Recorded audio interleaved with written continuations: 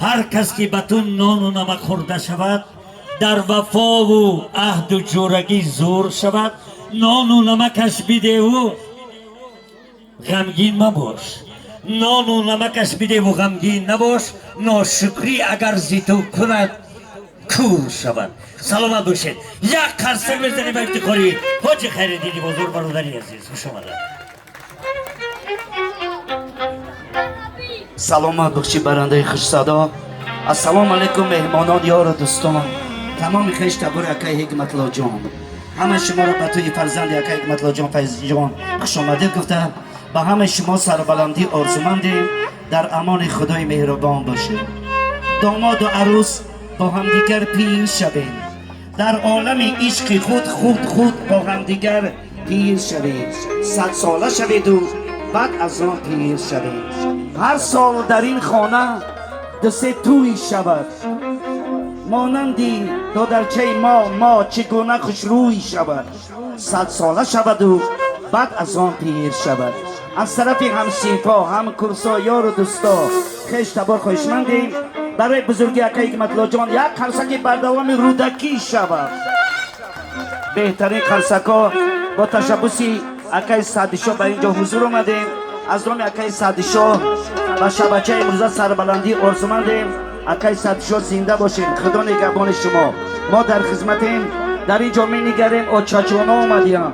اپا جانا خواهر جانا برای بزرگی مادر جانا سرود اول در بس مادر بعد برقص بازی. ما در خدمت شما ای بندگان خدا.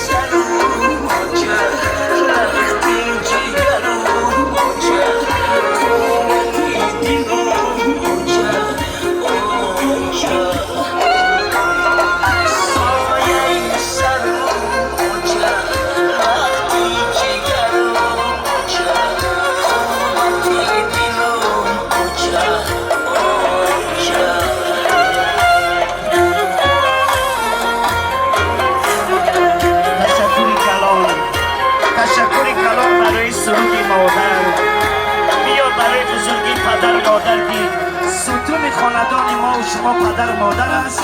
یک قرصک خود را دریغ نمیدارید. سلامت باشین. توی دادرچه ما مبارک شود.